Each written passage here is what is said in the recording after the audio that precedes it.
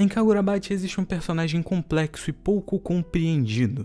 Alguém de ações muito específicas e com uma moralidade bem cinza, mas que protagoniza alguns dos melhores momentos da obra e que traz à tona de muitas formas o principal debate da história: o verdadeiro significado de um herói. Bom, eu sou o Gabriel e no vídeo de hoje nós vamos falar sobre Seishi Samura. O Samura é introduzido no começo do arco dos Portadores das Espadas, onde ele surge tendo em si um aspecto narrativo interessante, sendo uma das pessoas que o Chihiro e o Hakuri têm que proteger das investidas do Hishaku, que buscavam matar as pessoas que tinham contratos com as espadas mágicas. O Samura era um desses indivíduos, então obviamente era um elemento chave em toda aquela situação. Quando o personagem é apresentado em si, ele já chama a atenção por ser alguém excêntrico, ter uma personalidade extremamente visível, sendo quase um livro aberto, pelo menos nesse primeiro momento. O Samura é alguém de bom coração e isso é visível em muitos momentos, como quando ele se coloca na linha de frente no combate contra os membros do Hishaku, mesmo sabendo que ele era o alvo principal, ou ordenando que os Masumi não jogassem suas vidas fora para o proteger. Ele sempre age de forma franca, mas ainda assim transparece muito altruísmo nas suas palavras. Além disso, existe um aspecto no personagem que conversa com todos os seus elementos centrais. Samura é cego, mas essa cegueira guarda muitos significados interessantes. Em muitos diálogos, Samura transparece uma certa melancolia, sem nunca mudar necessariamente o seu tom ou sua expressão, mas apenas pelo contexto das falas dele. E a sua filosofia contrasta com esse aspecto e explica parte dessa melancolia. Samura foi um herói de guerra na Guerra de Seitei, um usuário de espada mágica e responsável por ceifar uma grande quantidade de vidas, mesmo ele mesmo afirmando que detestava matar e tinha certeza que iria para o inferno pelas suas ações, com o próprio Samura tendo sido o responsável por se cegar no passado, afirmando que fez isso para que ele não sofresse pelas tentações do mundo e pudesse pagar pelos seus pecados em vida. Esse arco ainda carrega um aspecto pesado, o fato do Samura afirmar que ele e os heróis da Guerra de Seitei não eram de fato heróis, pois mataram milhares, e em sua concepção, qualquer um que tire uma vida independente da justificativa, contexto ou motivo, não passa de um assassino. O personagem ganha a atenção do leitor rápido, porque além desses elementos de escrita que são ótimos, o estilo de luta do Samura é muito interessante. Como ele é cego, a compreensão dele vem a partir do olfato e da audição, o que torna toda a sequência dele lutando contra os Hishaku e sacando a Tobimune pela primeira vez algo realmente muito bem feito e arquitetado pelo autor, com o Samura se tornando um personagem muito popular logo na sua luta de estreia, e se tornando um personagem de apoio muito bom para o elenco principal da obra. Tudo parecia normal e simples, até que no final dessa luta nós somos apresentados a uma surpresa inesperada, um plot twist que pega qualquer leitor de surpresa. Isso porque ele muda completamente tudo o que havíamos entendido do personagem até então. Samura surge frente a Uruha e revela sua real motivação, seus reais motivos. As espadas mágicas não passam de um fardo para a humanidade. São o motivo dos conflitos atuais, causaram um grande massacre na Guerra de Seitei e condenaram as vidas dos portadores. Essa é a verdadeira motivação. Se Chihiro argumenta que as lâminas não devem cair nas mãos erradas, Samura argumenta que elas não devem estar nas mãos de ninguém. Por isso, ele resolve matar todos os portadores das espadas, incluindo a si próprio, para que esse poder não pertença a mais ninguém com as mãos sujas como as deles. O Samura dá um golpe fatal no Uruha e logo em seguida no próprio Chihiro, saindo do local em seguida e declarando que mataria todos os usuários das espadas mágicas. Se você leu esse momento do mangá sem saber que ele acontecia, você deve ter sentido exatamente o que o Chihiro sentiu nessa cena. A traição do Samura depois de toda a luta que os personagens tiveram para tirar ele com vida da situação é uma dor inacreditável. Se antes ele soava como um personagem de apoio interessante, agora ele é um antagonista. E o ponto é que as pistas sempre estiveram ali quando se para prestar atenção. A melancolia nas falas dele e a maneira como ele fala dos outros portadores das espadas são boas maneiras que o roteiro encontra de apresentar a decisão dele de maneira sutil. Mas você está tão distraído pelos elementos positivos do personagem que você não imagina que ele tomaria uma medida tão extrema e muito menos que viraria o antagonista principal do próximo arco. É um plot twist incrivelmente bem feito e que soma muito a tudo no personagem. Além disso, eu também gostaria de ressaltar um ponto bem importante e que vai ser bem relevante mais pra frente nessa análise: a relação do Samura e do Chihiro. Eu vou tocar mais nesse ponto no meu vídeo sobre o Chihiro, mas o que é importante de saber é que um tema central na obra de Kagurabachi é o debate moral e filosófico sobre o que significa ser um herói e se realmente vale a pena ser um. Chihiro e Samura nesse debate representam lados tecnicamente opostos. O Chihiro acredita que as espadas podem até ter sido armas feitas para matar, mas os portadores são aqueles que decidem o que fazer com elas e, portanto, dão o seu devido significado. Enquanto o Samura acredita que o mero ato de portar uma espada mágica, ou seja, um item feito para matar, já condena a sua dignidade e te torna automaticamente um assassino. O corte que o Samura dá no Chihiro é feito daquela maneira propositalmente.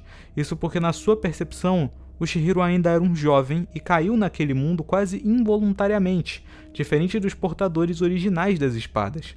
O Samura quis lhe dar uma última chance de sobreviver à execução do seu plano, algo que Chihiro recusa ao aceitar o fardo desse sentimento e renovar o seu contrato com a Enten. Bom, após isso, o Samura coloca a coruja no céu, uma habilidade da Tobimune que faz ele ter uma percepção ampla de toda a região do Japão, vigiando todos os portadores das espadas apenas para observar o que eles fariam em sequência, pronto para atacá-los assim que eles tentassem sacar as suas lâminas. Um grande destaque que eu preciso mencionar é o fato de que o autor aqui faz um trabalho simplesmente sensacional na construção de tensão e medo que é gerado nessa parte do arco. Nós já vimos o Samura em ação, com e sem a Tobimune.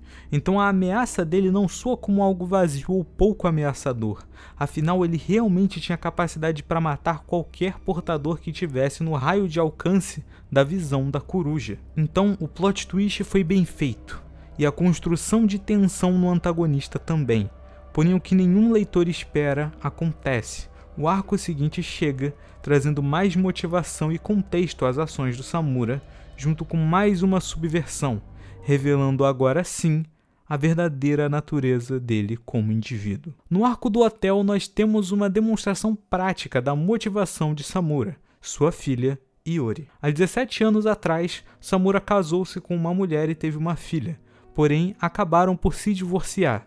Isso porque o Samura não se considerava digno de construir uma família, criar a sua filha. Toda a sua vivência na guerra junto ao sangue que ele carregava nas mãos dele, em sua concepção, não o tornavam alguém digno de viver de forma feliz. No entanto, alguns anos depois, a ex-esposa do Samura adoece e ela deixa a filha deles ao cuidado dele, enquanto ela estava no hospital. Nós vemos uma sequência até que bem longa dos dois apenas vivendo como pai e filha, se conhecendo e se aproximando, passando a se entenderem cada vez mais.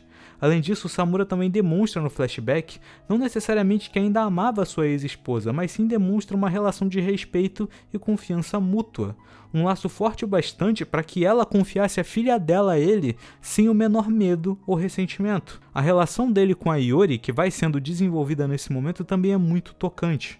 Quando a mãe dela morre devido à doença, a Iori acaba encontrando no pai dela uma figura em quem se apoiar e em quem se inspirar. Por isso ela passa até mesmo a aprender o estilo de luta dele, para que ela pudesse lutar pelo que acredita e defender a sua família assim como ele faz. Curiosamente, a mesma coisa também acontece com o Chihiro, que passa a basear parte do seu estilo de luta em Samura após conhecê-lo ainda na infância. Um detalhe bem especial sobre esse momento onde é revelado o estilo de luta da Iori é que ela luta fechando os olhos justamente para se inspirar no seu pai que é cego, porém o estilo de luta dela é não letal, diferente do dele, que busca cortar e atingir os adversários em pontos vitais. Ela prioriza desarmar os alvos, o que já mostra a diferença na concepção do estilo deles, embora ela se inspire no pai dela. Eu trago tudo isso aqui por um motivo bem simples. O Samura é alguém dito como sendo muito confiável, isso por todos à sua volta, sua ex-esposa, sua filha, seus subordinados e seus amigos. Porém, mesmo com todos esses laços, todos esses elos, ainda existia algo que o acorrentou no passado, o seu trauma. Na Guerra de Seitei, ele havia presenciado os horrores da maldição da Magatsumi, a espada mágica mais poderosa, sendo a Kimura Soga, o seu usuário, tendo sido capaz de ceifar 200.000 vidas sozinho. A Magatsumi e os portadores das lâminas continuarem existindo significava um risco iminente de uma catástrofe global, um poder realmente capaz de destruir o mundo, algo que o Samura não podia permitir.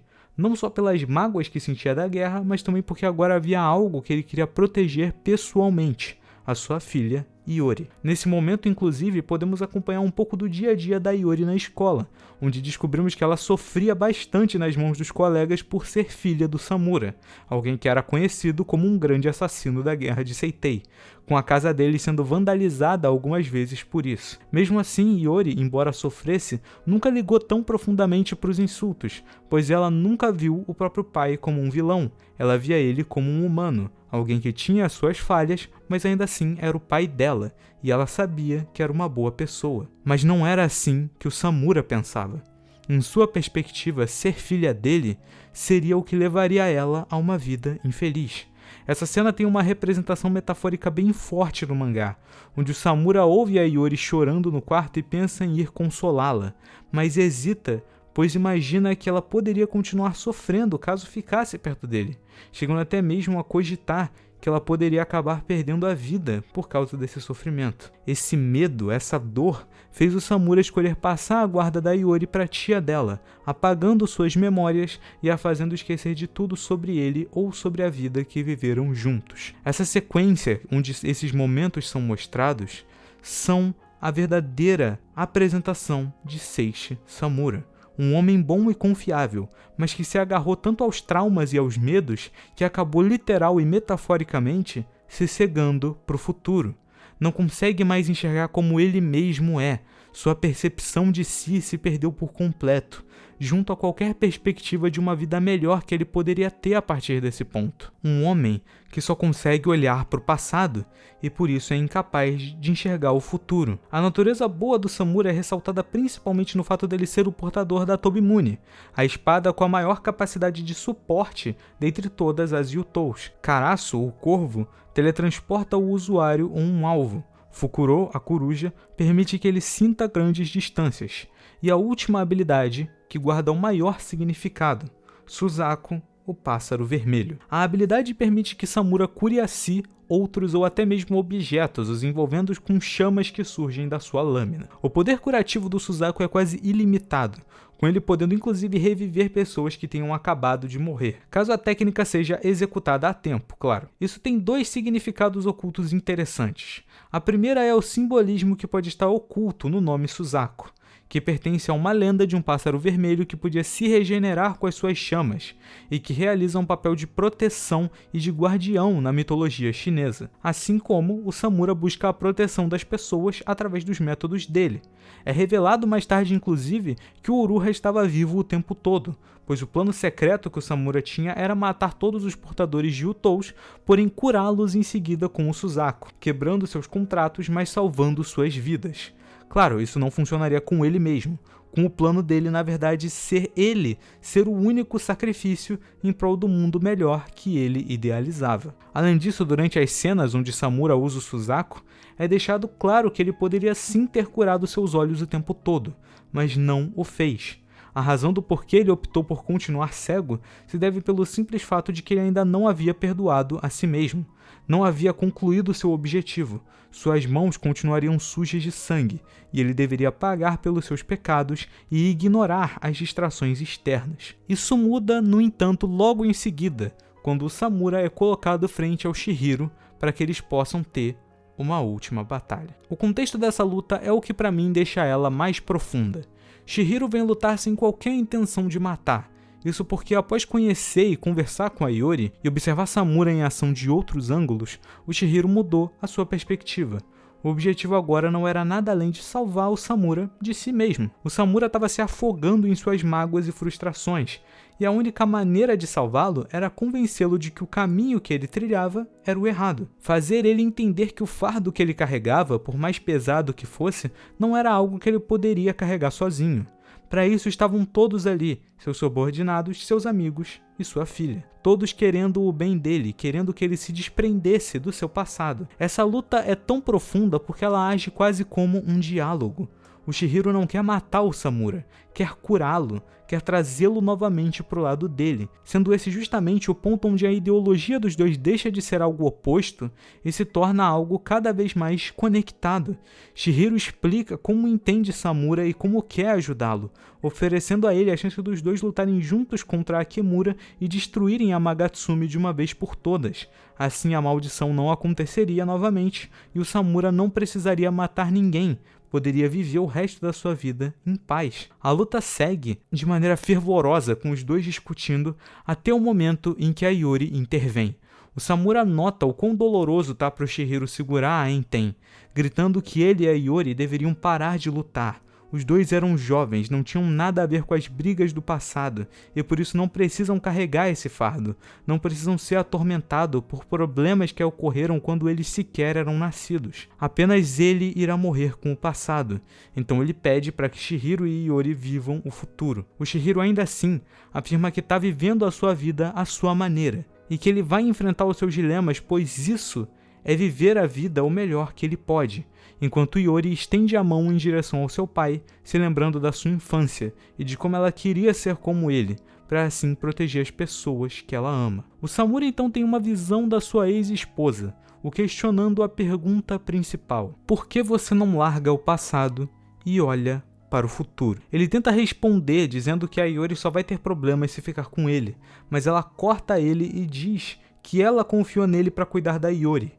e isso já deveria ser o suficiente. A cena então corta por uma visão onde o Samura finalmente toma coragem para abrir a porta do quarto da sua filha, a abraçando para consolá-la. Logo após, no presente, Samura cura seus olhos, os abrindo para finalmente poder ver o rosto da sua filha. Essa cena tem poucos diálogos significativos, mas quando se analisa ela, você consegue pegar cada mísera parte. Samura decide abrir seus olhos, pois esse é o momento onde ele resolve proteger o que ele tem, ao invés de ficar preso no passado e temendo o futuro.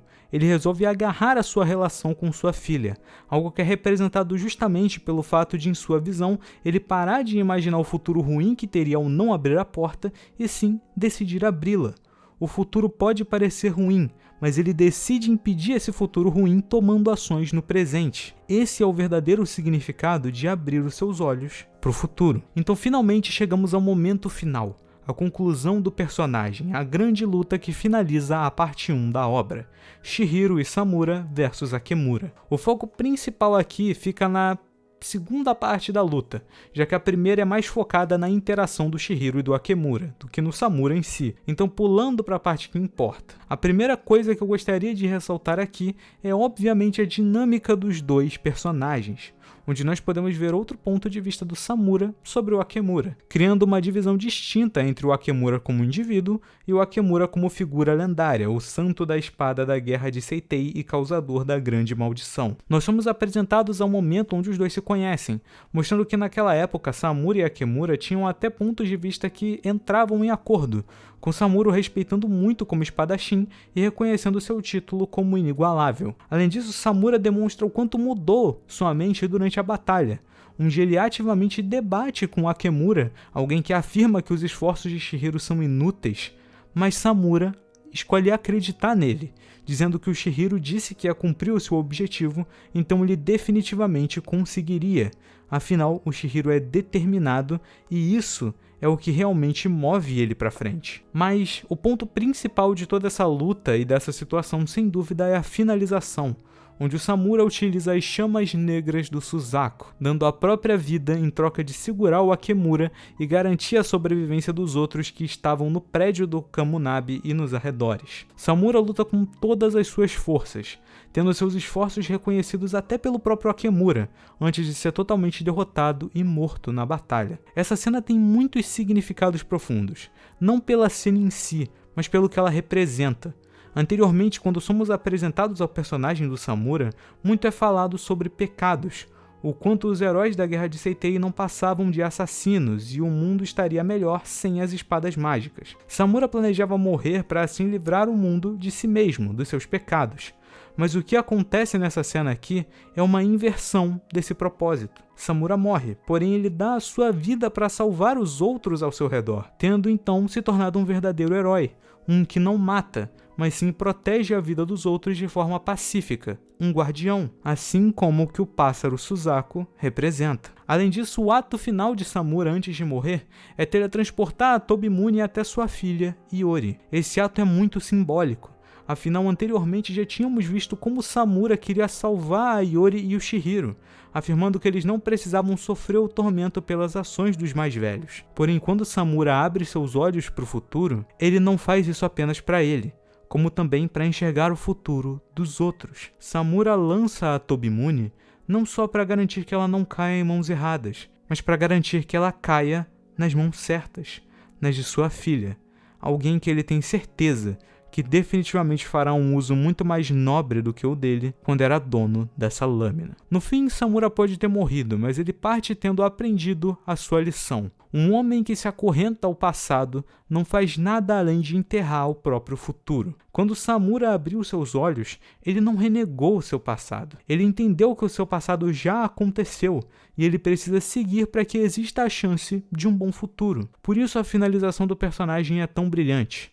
Ele dá ao futuro a chance de ter um mundo melhor, graças à confiança que ele deposita em todos, mas principalmente em Chihiro e Iori, aqueles que não precisam se torturar com o passado, porque eles serão aqueles que vão criar um futuro ainda melhor. Mas, bem, o vídeo foi isso. Estou muito ansioso para ver o futuro do mangá e como a Iori vai agir, se ela vai realmente virar a usuária da Tobimune e como as coisas vão se conectar mais pra frente. Mas bem, por hoje o vídeo foi isso. Espero que vocês tenham gostado. Comenta o que vocês acharam. Deixa o like, se inscreve. Até o próximo vídeo e falou!